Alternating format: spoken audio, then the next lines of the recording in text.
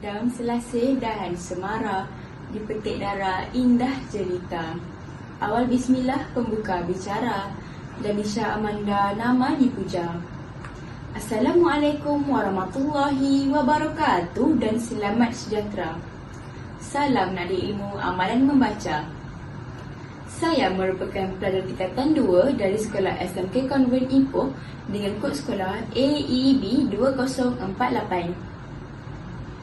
Hari ini saya akan membicarakan tentang sebuah buku yang berjudul Tahfiz Terbakar. Buku ini mengandungi 122 muka surat dan 10 bab di dalamnya.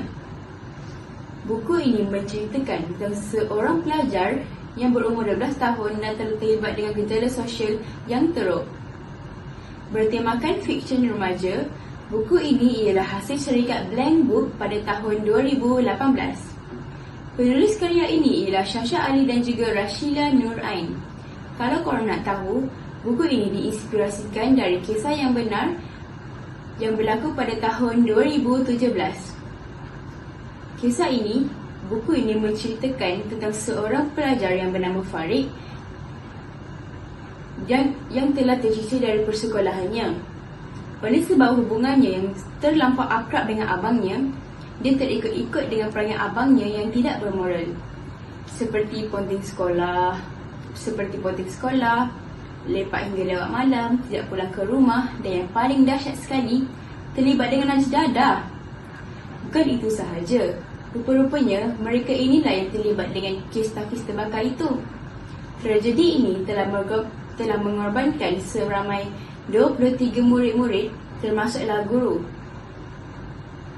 Tragedi ini bukan sahaja menyentuh hati, malah memberi kesan yang mendalam buat ramai pihak. Sampai di sini sahaja perkongsian saya pada hari ini. Semoga buku Tahfiz Terbakar ini dapat memberi pengajaran kepada kita semua supaya berserah diri kepada Yang Maha Esa dan tidak membuat keputusan mengikut emosi. Jika anda peminat fiksyen remaja, anda boleh dapatkan buku ini dengan harga serendah RM12 di kedai buku berdekatan. Sekian, wabillahi taufiq wa hidayah. Wassalamualaikum warahmatullahi wabarakatuh. Bye semua.